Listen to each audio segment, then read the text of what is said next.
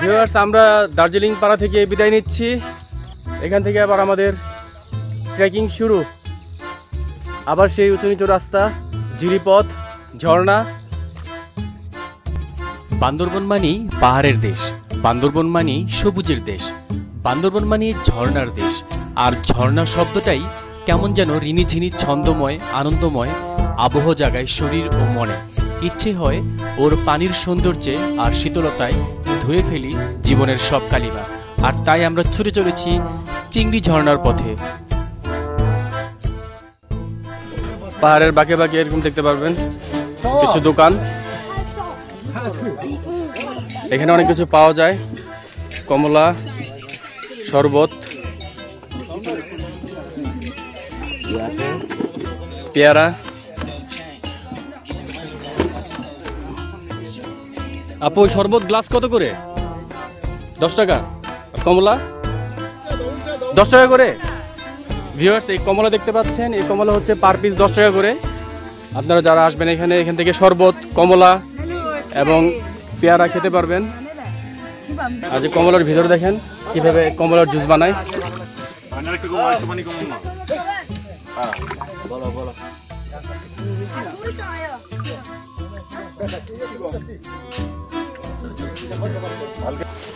Viewers, যারা কেওক্রাডং আসবেন অথবা যে কোনো পাহাড়ি এলাকায় যাবেন, অবশ্যই সাথে খেজুর, কিশমিশ এই খাবারগুলি রাখতে পারেন, যেটা আপনার শরীরে ইনস্ট্যান্ট এনার্জি তৈরি করবে আর এটা খুব কার্যকরী।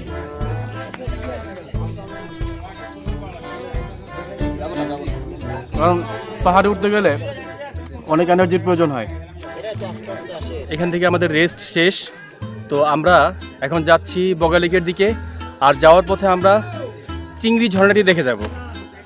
চলুন ভিউয়ার্স, আপনাদেরকে নিয়ে যাই চিংড়ি ঝর্ণায়। ভিউয়ার্স, দেখতে পাচ্ছেন খুবই খাড়া একটি রাস্তা। কেওক্রাডং আসার পথে এটা হচ্ছে দ্বিতীয় খাড়া রাস্তা। ভিউয়ার্স, দেখতে পাচ্ছেন একটি ঝিরি, ঝর্ণার পানিগুলি নেমে এই ঝিরি দিয়ে পার হয়ে যায়। ভিউয়ার্স, অনেক ঠান্ডা পানি, ঝিরির পানি দিয়ে পা ধুয়ে নিলাম, খুব ভালো লাগছে। আমরা চিংড়ি ঝর্ণার খুব কাছাকাছি চলে এসেছি। একটু পরে আমরা পৌঁছে যাব চিংড়ি ঝর্ণায়।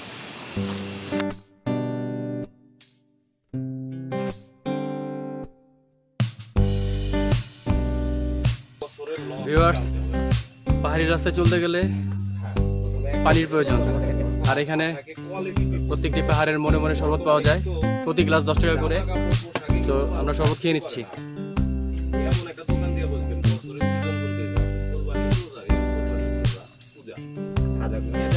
পাহাড়ে ওঠার সময় এবং নামার সময় এরকম ছোট ছোট দোকান পাবেন।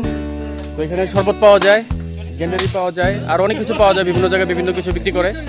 তো আপনারা একটু এখানে রেস্ট নিয়ে নেবেন, কারণ পাহাড়ি রাস্তা তো বুঝতেই পারছেন খুবই কষ্ট ট্রেকিং করা। তো আমরা এখান থেকে শরবত খেয়ে নিলাম। তো এখন আমরা আবার যাব চিংড়ি ঝর্ণার উদ্দেশ্যে।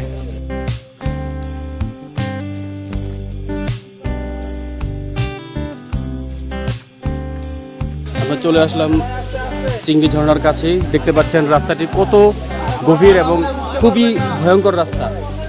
অবশেষে আমরা চলে আসলাম চিংড়ি ঝর্ণায়। ভিউয়ার্স, দেখতে পাচ্ছেন প্রচুর পর্যটক এসেছে, তারা চিংড়ি ঝর্ণাটি উপভোগ করছে।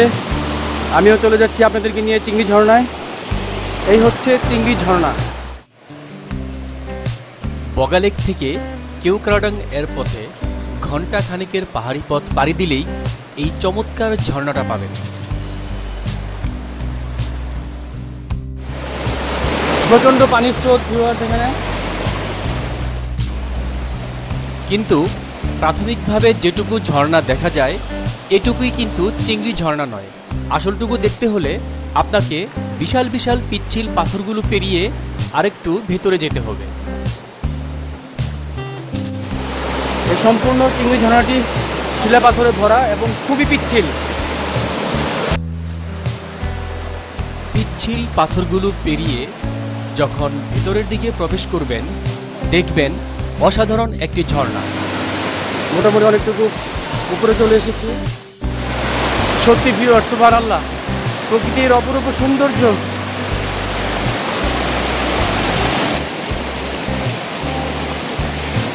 মূল ধরনের শুরু হয়েছে ওইখান থেকে ভিউয়ার্স, উপর থেকে পানি পড়তে দেখতে পাচ্ছেন। যেন বাঁশবাগানের মাথার অনেক উপর থেকে এঁকে বেঁকে নেমে আসছে চমৎকার একটা স্রোতধারা। এই ঝর্ণায় একসময় প্রচুর চিংড়ি পাওয়া যেত বলেই ঝর্ণার এমন নামকরণ। যে কোনো ঝর্ণার পূর্ণরূপ পাওয়া যায় বর্ষাকালে বা তার আশপাশের সময়ে। তখন ঝর্ণাগুলোতে পানিতে পরিপূর্ণ থাকে।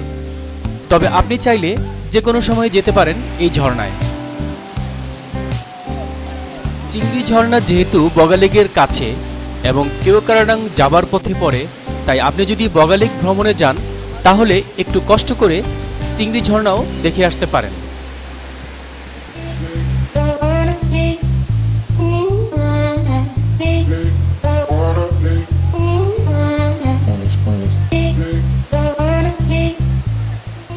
এখন নেমে যাচ্ছি চিংড়ি ঝর্ণা থেকে।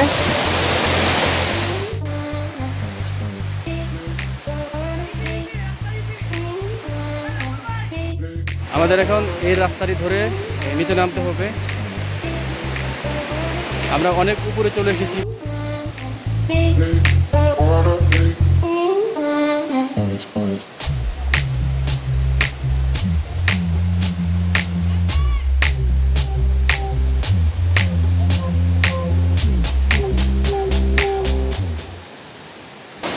ভিউয়ার্স, অবশেষে আমি নিচে নেমে আসলাম চিংড়ি ঝর্ণা থেকে। চিংড়ি ঝর্ণাটি অনেক উঁচুতে। এই পাথরগুলি দেখতে পাচ্ছেন আমার পিছনে, পাথরগুলি খুবই পিচ্ছিল এবং যাওয়ার জন্য অবশ্যই সবাই গ্রেপ জুতাগুলি পরে আসবেন, যেই জুতাগুলি পরে পাহাড়ে ওঠানামা করা যায়। আর খুবই সাবধানে পা ফেলতে হবে, কারণ পাথরগুলি পিচ্ছিল, পানির একটা স্রোত আছে। তো আলহামদুলিল্লাহ চলে আসলাম চিংড়ি ঝর্ণা ঘুরে। আমাদের ট্যুর মেম্বারদের জন্য ওয়েট করছি, ওনারা এখনও চিংড়ি ঝর্ণায় আছেন। এখান থেকে আবার ট্রেকিং শুরু হচ্ছে বগালেকের উদ্দেশ্যে।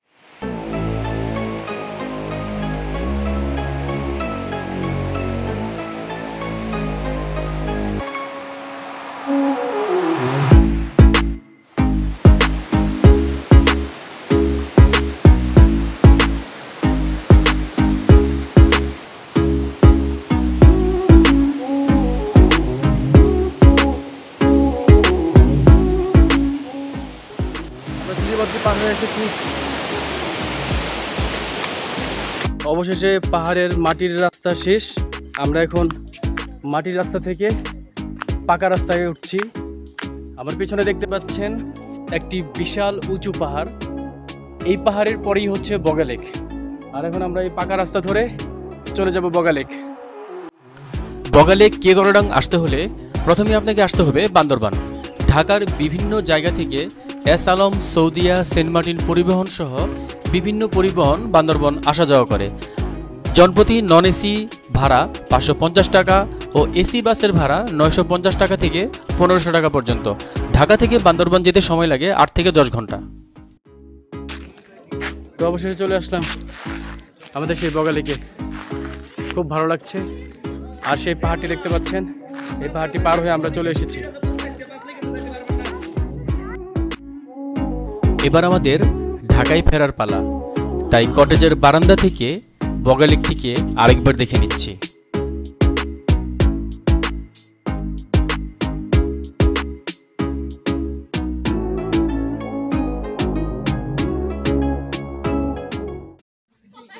ভিউয়ার্স, আমরা এখন গাড়িতে উঠে পড়লাম বগালেক থেকে। আর এখন আমরা যাব রুমা বাজার।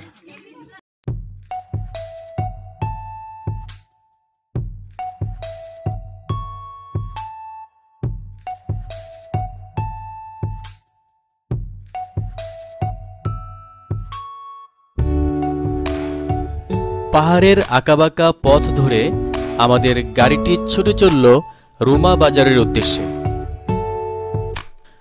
চারিপাশের সবুজের চাদরে মোড়ানো পাহাড়গুলো দেখতে দেখতে আমরা পাহাড়ি উঁচু নিচু পথ ধরে চলতে থাকলাম। বান্দরবানের সৌন্দর্যে এতটাই মুগ্ধ হয়েছি যে বান্দরবানকে ছেড়ে যেতে খুব খারাপ লাগছিল।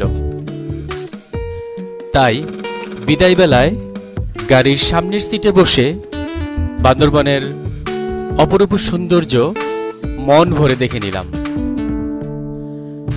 যেতে যেতে মনে হচ্ছিল আবার কবে আসব এই প্রকৃতি কন্যা বান্দরবানে। দেখতে দেখতে আমরা চলে আসলাম রুমা বাজার। ভিউয়ার্স, আপনারা দেখছেন আমার বান্দরবান ট্যুরের শেষ পর্ব।